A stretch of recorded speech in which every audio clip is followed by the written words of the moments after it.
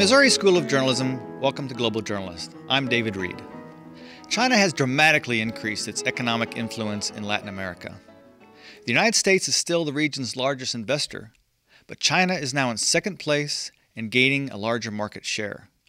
In 2009, for example, China loaned a Brazilian oil company $10 billion, and they built a cell phone factory in Venezuela.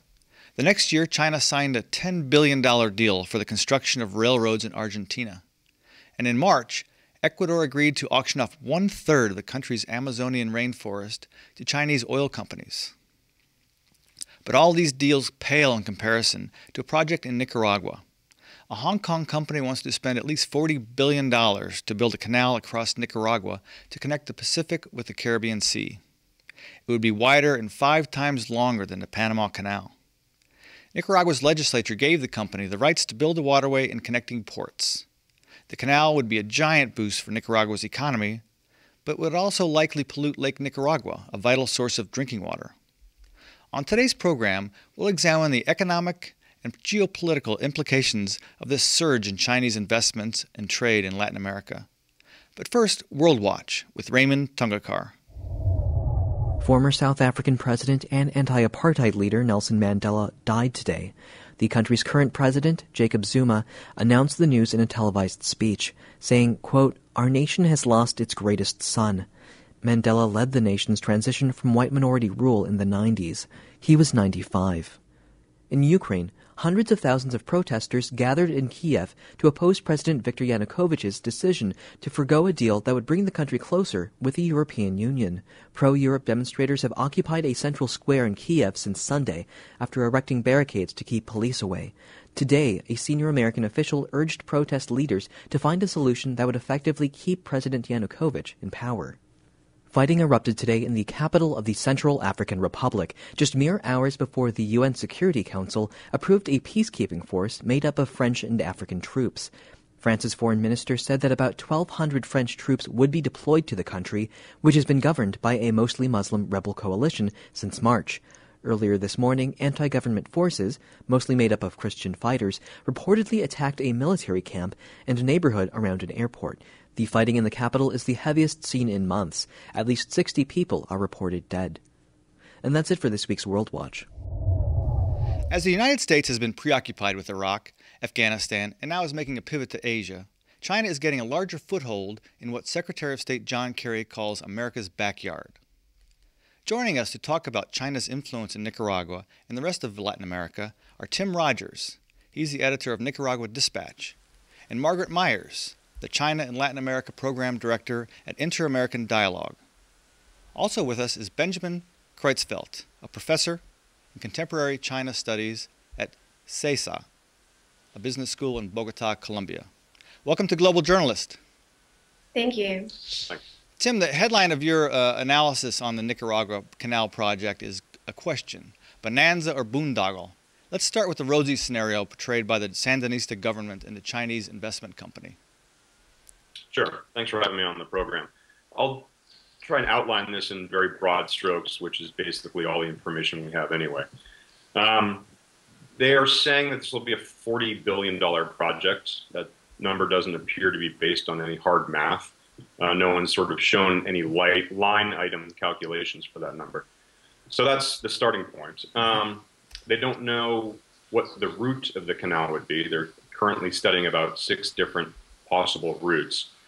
In the next month, in December, the Chinese company that was granted a 50-year concession to build, manage, and operate and own the canal will announce, supposedly, the route and where some of the money is coming from, the investors that are backing this project. But it's a project that's on a massive scale never before seen in Central America or in Latin America, really. You said that this canal will be wider and deeper than the Panama Canal. It'll also be a lot longer than the Panama Canal. And it's a canal that's being built to allow this new generation of super tankers to come through. They're called EEE super tankers that are too big to even fit through the expanded Panama Canal project. So this is a really massive project, and despite the massive size of this project, they're saying that it will start construction next year and be built by 2019. So the optimistic calculation is that Nicaragua will have ships passing through it by December 2019. Okay.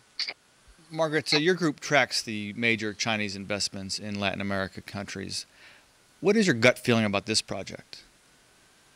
Yeah, I think it's important to understand that this project really stands out from a lot of the others. First of all, because it isn't clearly a Chinese-backed project. It's not there. China has really the Chinese government has really separated itself quite considerably from the project. It doesn't mention any sort of affiliation. And what you see is one man, a Chinese billionaire who works in telecommunications, among other things. His name is Wang Jing, really kind of financing many of the initial stages of this project, including initial parts of the feasibility study, which should be done more or less in about half a year. Is that correct, Tim? But in any case, it's not clearly a Chinese-backed endeavor, unlike a lot of the other investments that you happened to mention at the beginning of the segment.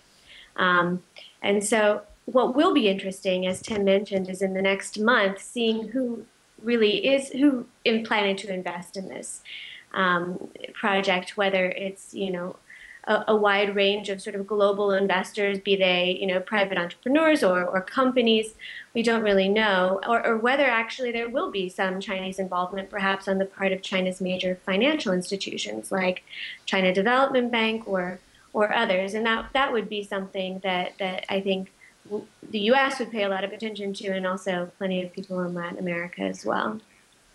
And how many, Margaret, about how many super tankers are there in maritime demand? Let's get a kind of scope of the number of these ships.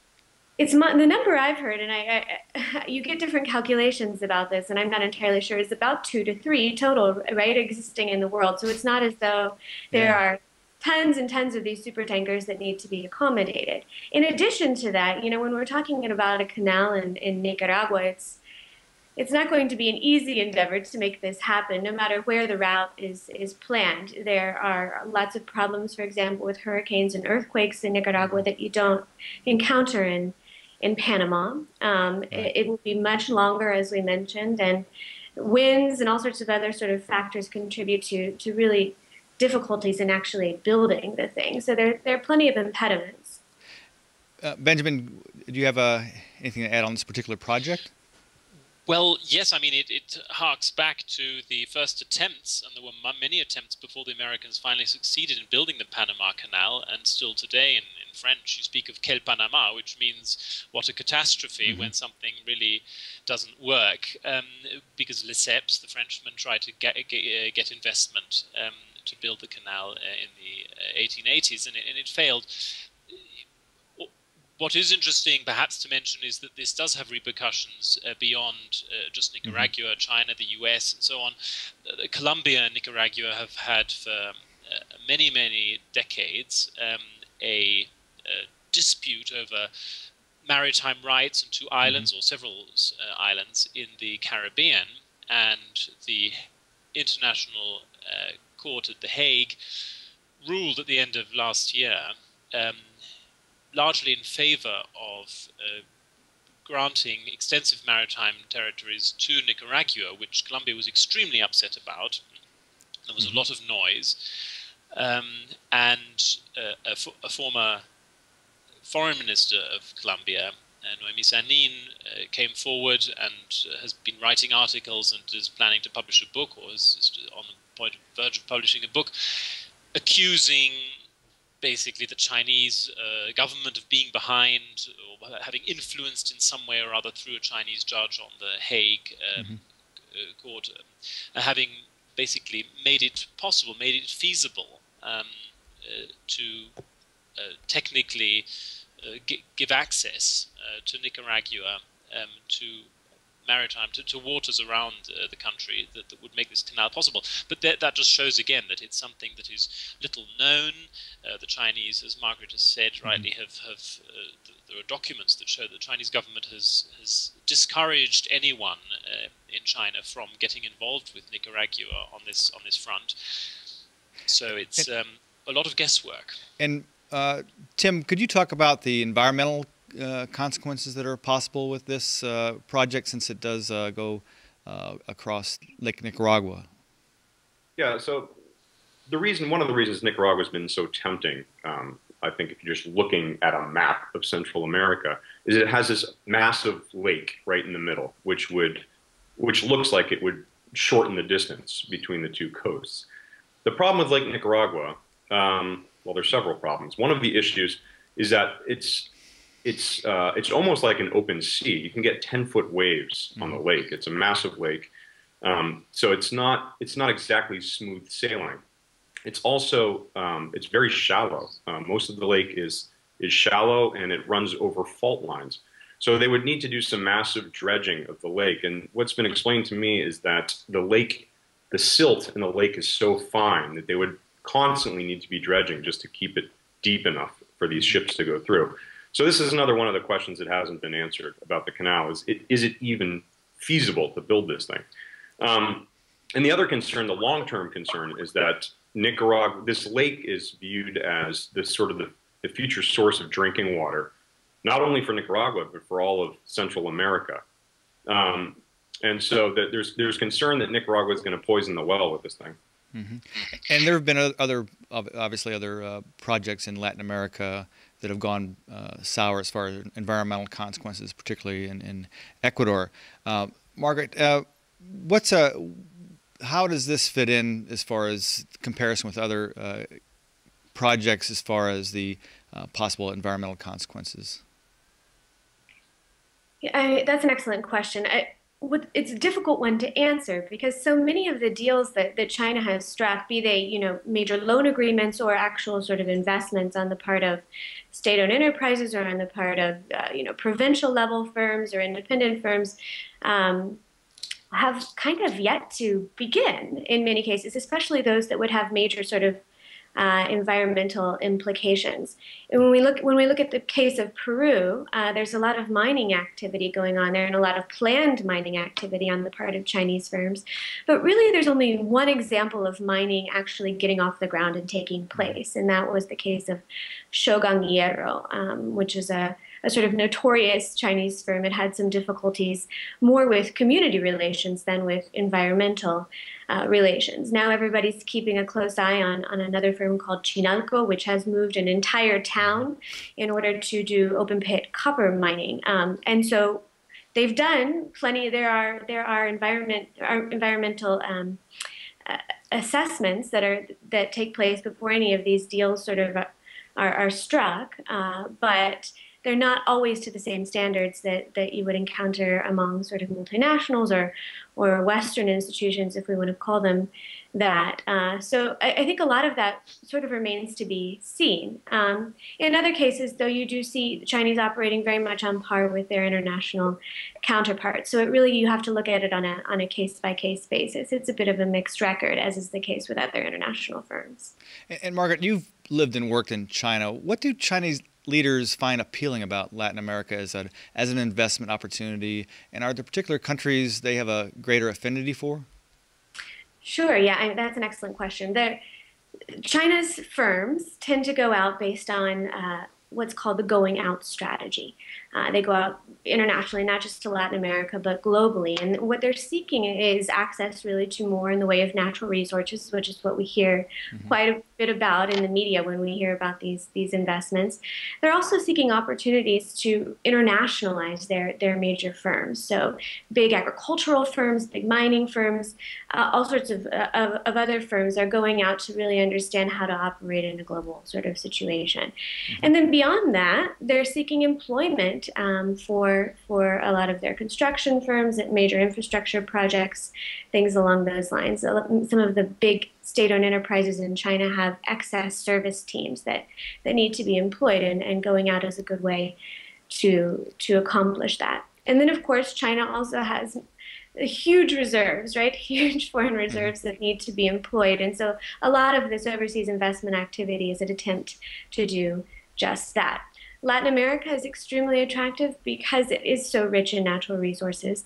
And when you look at South American countries, the major sort of commodities exporters, those tend to be the strongest partners in Latin America with China, just based on their resource allocation. And Benjamin, could these economic investments mean increasing Chinese political power and influence in the region in general? Well, the Chinese are very cautious to keep the any political games aside. They have been building contacts with all parties in all countries as much as they can since the 1950s, essentially, and have delegations coming over both from the right and the left, and yet they don't want to sort of place their bets specifically with anyone. Mm-hmm.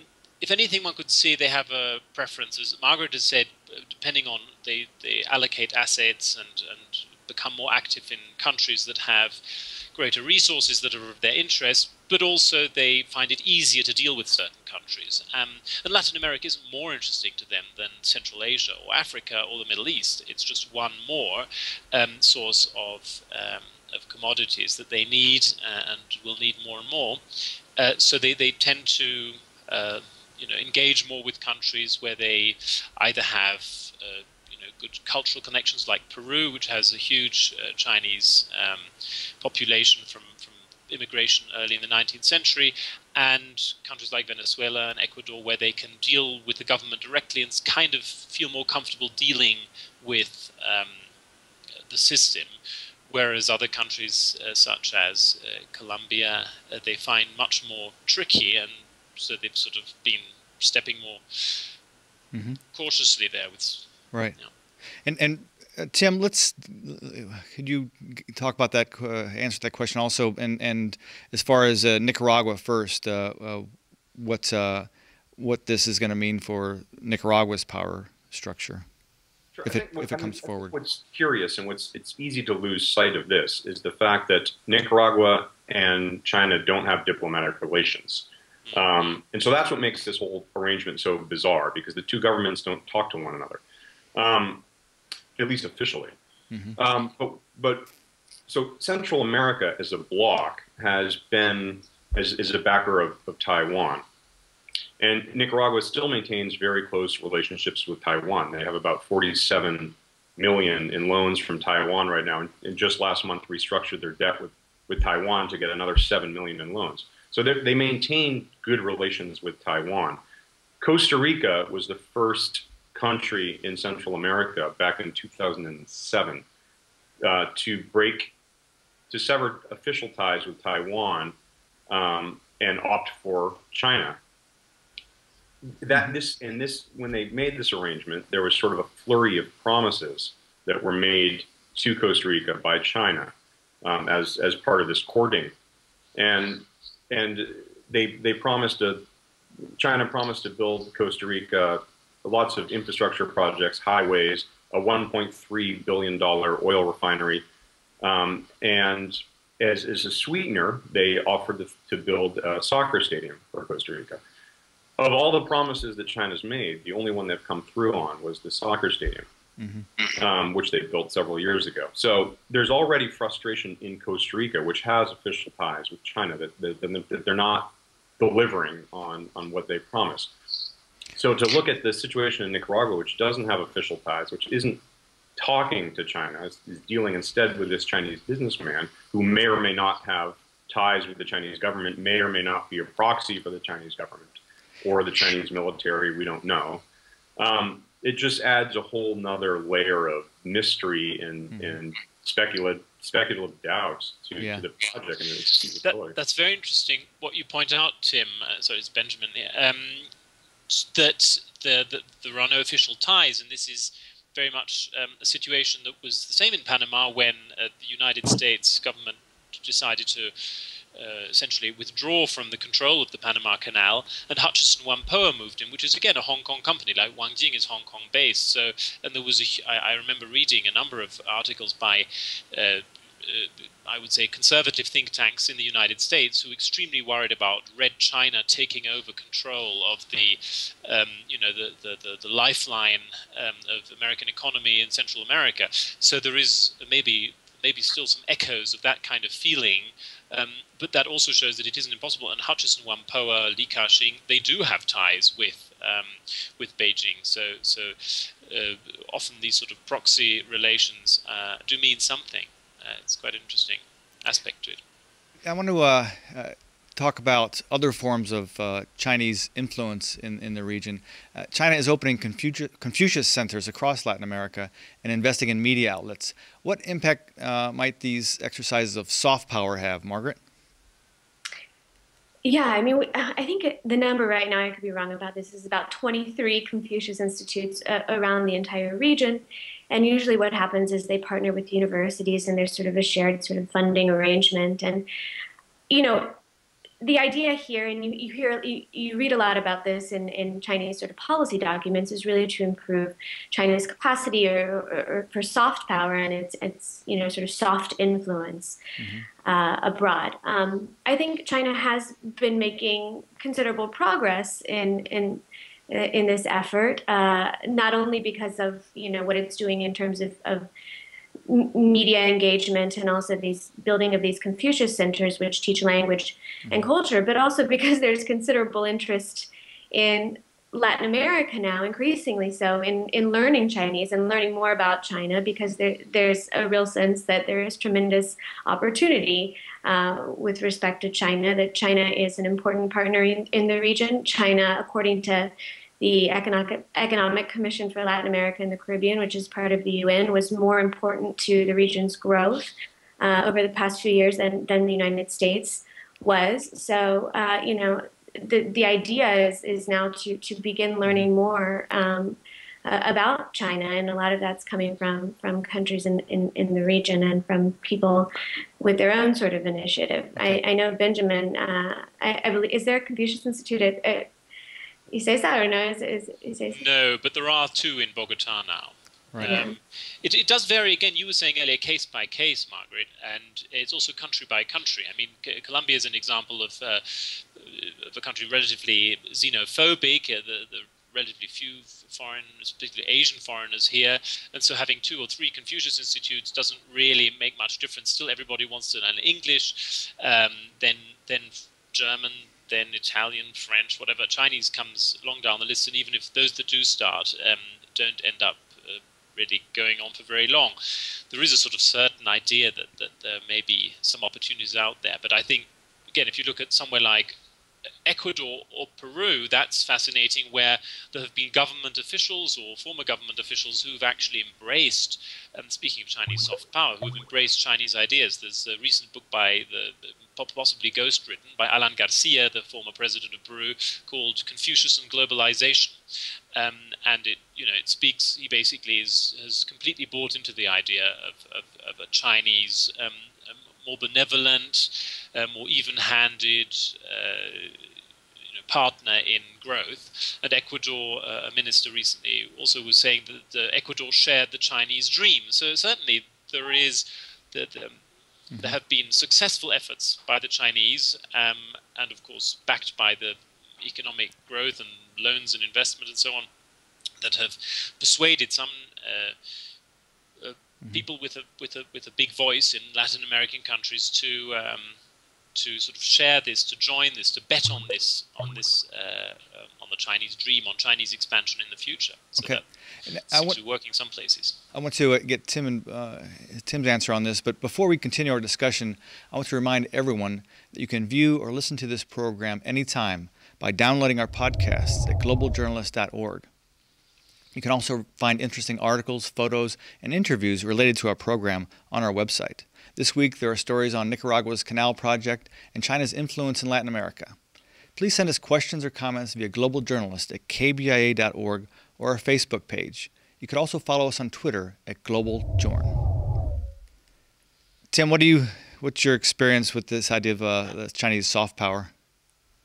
No, I mean, there's no real soft power in Central America. Central America soft power doesn't carry much water in Central America anyway. We're sort of a hard power place. Okay, and let's in the last round of answers, I like to talk about the impact of Chinese investments in Latin America on U.S. influence in the region. Even though China has dramatically increased its investments, it still pales in comparison to the amount of U.S. investments in the region. But Margaret, what's the impact of the United States on this trend? You know, it really depends on who you talk to. When you talk to American businesses, there's a real sense that there is, in fact, some direct competition for certain contracts and for certain investment opportunities in the region. But generally speaking, as you mentioned, I mean, trade with Latin America, U.S. trade with Latin America has, in fact, increased over the past few years, and there is still considerable investment on the part of the U.S. in all sorts of different sectors in Latin America and across the region. It's not as narrowly focused as what you might find from China. The U.S. also tends to invest in a wider variety of sectors, some of which are considered to be sort of more strategic and promoting of longer-term growth, things like manufacturing industries and the service sector and all sorts of other sort of higher tech enterprises, whereas Chinese investment by and large, and this is changing somewhat, but has focused quite a bit on the extractive sector and on infrastructure development, which is extremely important in Latin America as well. But you know, it's not quite as diverse at this point as what you see from the United States. But you know, as I mentioned, I'll very quickly say that this is kind of changing. And there was a recent report that came out by the China-Brazil Business Council, and this might be a Brazil-specific case, but that we see a lot more in the way of sort of greenfield investment on the part of Chinese firms, and also investment in some of these manufacturing sectors, in research and development in some areas which would be promoting of growth and not just of you know, primary commodities development and export. Okay, Tim, can you weigh in briefly on this? Well, I mean, it's still speculative. The U.S. isn't, in terms of the canal in Nicaragua, the U.S. hasn't really weighed in yet because everyone's sort of waiting to see what the role of China is. And because there's so much doubt about who's behind this project, the U.S., I think, is playing it cautious right now. The U.S. and Nicaragua have very good economic relations. The United States is Nicaragua's #1 trade partner. And that is a relationship that has continued to mature over the years, even with the Sandinistas back in power. Okay. So the U.S. right now is watching and waiting to see how this shakes out. Okay, we'll have to leave it there. It's been a fascinating conversation. Thanks you so much for joining us today. Thank you. Thank you. Global Journalist is produced by the Reynolds Journalism Institute and the Missouri School of Journalism. Joining us today was Tim Rogers of Nicaragua Dispatch, Benjamin Kreutzfeldt of CESA Business School, and Margaret Myers from Inter-American Dialogue. Global Journalist is directed by Travis McMillan, audio by Pat Akers. Raymond Tungakar is our executive producer. Victoria Mitskute was this week's lead producer. Please join us again next week for another Global Journalist. I'm David Reed.